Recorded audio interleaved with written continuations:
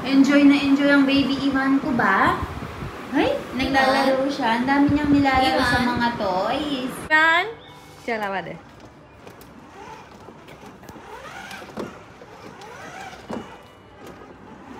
Vidi, full? Faithful? Overload. So, tapos na kaming kumain, guys. So, pupunta na kami doon sa waiting area natin. Magbo-board na tayo.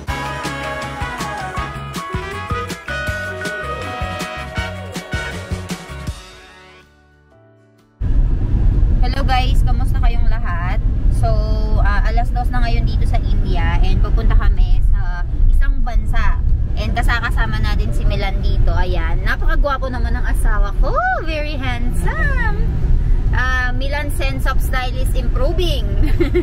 Right over here. Hi, Tita Vidi. Hi, Tita Vidi. Hi. With baby Ivan. And right over there, our favorite tita. De, kahit siya Jano to eh. Hi. Favorite tita Jano. So, ngayon, pupunta kami muna. He? Tita Elefoy. Tinatanong nila kung ano yung ibig sabihin ng tita. So, ngayon, pupunta kami doon sa may Ahmedabad, guys. Para magstay doon sa bahay ni Partboy. So, doon tayo magsistay for a while. Makikipaglaro sila kay Ivan. And then, ipaparada natin yung sasakyan doon sa bahay nila. Para kapag returning, ito na lang ulit yung sasakyan namin. Hindi na nila kailangan pang sunduin kami and ihatid. So, kami lang dito. 5 lang kami. So, tignan natin kung anong magiging experience natin sa trip. Balitaan ko kayo later. Ivan! O, Ivan! Mukshit ba inugari? Jo, batay mukshit! O, mukshit! Oy! Ivan! Sukarash! Oy! Oh, bapre! Yung Sandy Tibetan. Kuchu, sukarash! Eh! Kuche, batay! Mukshit batay man eh. Kivirite transformer taigyu. He? Batay. ये जमीन पर रखा हुआ sir. Uba! Kone ay puwa masta che? Milan bayapas? Ivan bayapas he? Apu che? Ivan ने आपेश. आजो ना. Ivan! O Ivan, yum yum. O Ivan, yummy yummy che? It's a ball. Ball. Nakikipaglaro siya ngayon kay Mukshit. So, Mukshit, hi karo Mukshit! So, nilabas nila lahat ng mga laruan nila for baby Ivan to play. So, nandito kami ngayon sa Ahmedabad. And right over here is Vidifoy. Vidifoy, hi! So, binabantayan niya si Ivan dito. Actually guys, before kami pumunta ng airport, dito talaga yung bahay na pinupuntahan namin. Most of the time para mag-freshen up, dito kumain. Since kamag-anak nga ito ni Janu. So, dahil kamag-anak ni Janu, welcome na welcome kami dito. So, mamayang gabi yung pag-alis namin, mga around 7 or 9 o'clock, ganyan, 7, 8, 9 around. So, ayun. Dito muna kami magsistay, mag-refreshen up hanggang sa dumating nga yung oras ng flight namin. Tapos, diretso na kami ng airport. So, balitaan ko kayo later. Oh, Mukshit. Ivan bailay jawano che. Reva devano. Ekatwaryo. Ugaru rakis tu. Ekdom hoशियार che jogro. Ivan jo. Jabru badura mat che tu. Hu che ha. Ivan? Ay. Kahit ano talaga sinusubo niya. Enjoy na enjoy ang baby Ivan ko ba? Ay, naglalaro siya. Ang dami niyang nilalaro sa mga toys. Ayan. Kinakain niya lahat ng mga mahawakan niya. Ano? Tignan mo yung teeth kasi. Teeth ba tay? Show me your teeth, anak. Ayan, gagapang na to, oh. Anak, you show me your teeth. Malapit nang gumapang si Ivan, guys. Tignan nyo, oh. Ang problema ko lang sa kanya, kapag nakataas na siyang ganyan, bigla siyang hihiga, hindi man siya mag-go one step closer. Oh, ano? Para siyang uod na gumagapang. Mahulog ka dyan, anak. Hello. Oh, bapre! Look who's serving our juice. Huche, what is it, Jano? It's strawberry juice with mint and So Strawberry. you can give it to Ivan. Ah. It's without sugar. એવું છે. Let me go and Taste. Let him taste. Ivan. Ivan. Strawberry છે. Ivan. Strawberry છે. Ivan. નીચે બેસી જા. નીચે બેસ. સારું છે. ચાલ આવા દે.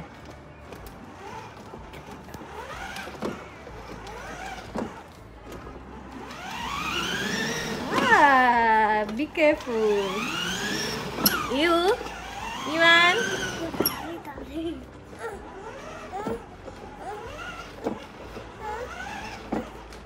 Oh.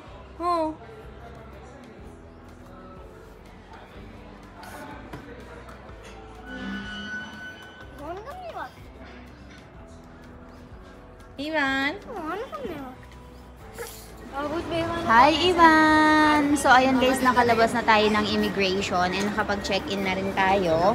So, ngayon, kasama natin ang baby Ivan. Kakagising lang niya. Ayan si VD. Hi, VD! Let's go inside.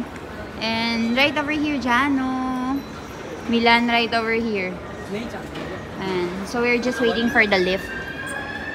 Ayan, let's go. Pasok tayo na sa lift.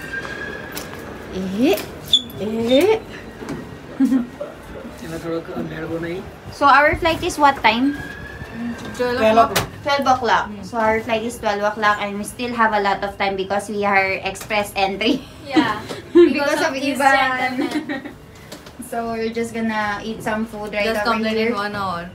Complete in 1 hour only. Chalo, let's go. Ivan, ang sarap naman ng merienda mo, anak. Ay, ang sarap ng merienda ng baby ko. He stuck his finger in that. Inside the bungra. So, meron kaming biniling bungra para sa kanya. So, hindi yan na finry or what. Inano lang siya, ay in-oven lang natin. Sarap ah. So, ayan guys, kakain tayo ng ating dinner. All for you, my love. Tignan natin ang baby Ivan. Ano, Ivan? Wala kang kakainin? You'll not eat anything? Kawawa naman ang baby ko. Kumain na siya ng bungra kanina. Let's go. Hi guys. So, nakarating na kami dito sa May Vietnam. So, nakikita nyo, ayan si Ivan. Naka siya sa akin. Nakayakap siya. So, ngayon, pinapakain ko siya. And nakatulog na rin. So, ngayon, ang gagawin namin is kakain kami. So, magpapa-exchange kami ng mga dollars.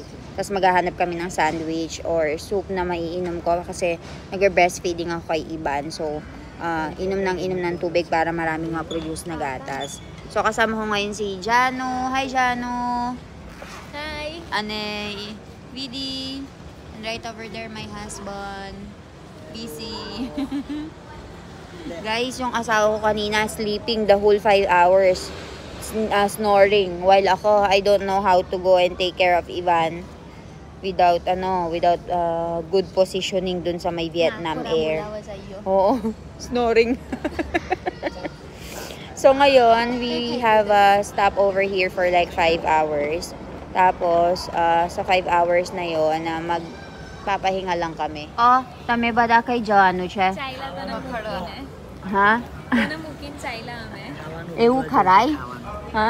ખાવાનું ગોતવા જાઉં છું. Aha, barabar. And bayra buklay gietle. Salo ta. Yo badane. Banan. So ngayon guys, kung napapansin nyo, kasama ko si Ivan ngayon. And finration up ko na siya. Papakainin ko sana siya ng Cerelac, pero wala kaming mainit na tubig na mahanap dito. And ayoko naman na kumuha sa mga store kasi baka hindi mineral water. So sabi ko, breastfeeding ko muna siya hanggang sa makalapag kami dun sa destination namin. Kaya dapat kailangan kumain ng kumain. And ewan ko ba, pagod na pagod ang baby, kaya na natulog naman siya ng I think full 5 hours sa may eroplano. So ngayon hinihintay ko lang sila. Naghanap sila ng makakain namin. And then, hintay lang namin yung flight namin dito. We'll be spending 5 hours dito sa may airport na ito. So, ayun guys, balitaan ko kayo sa mga kaganapin dito. I'll update you later. Tignan nyo naman ang baby ko guys, tulog na tulog. Napakasarap ng tulog niya. Ayun, ito yung mga binabantayan kong bag ng mga kasama ko.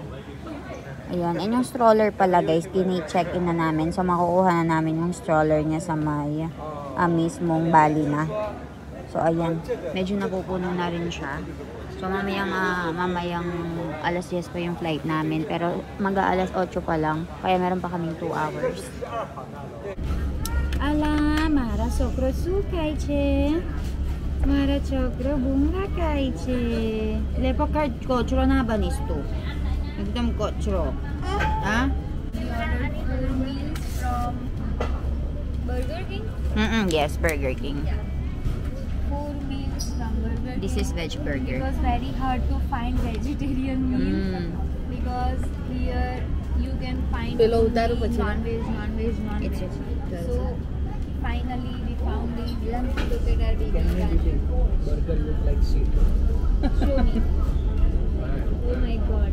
I would never eat this burger if I was in India, but unfortunately I'm not.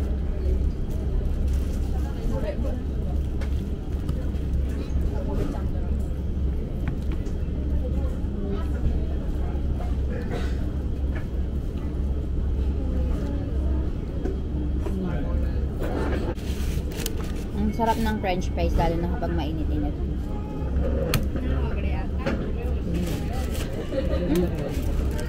Meron silang dip. Dip saro siya.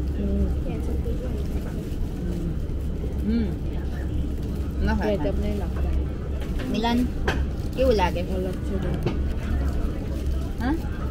Haro siya? Burger Burger haro siya. French fries haro siya.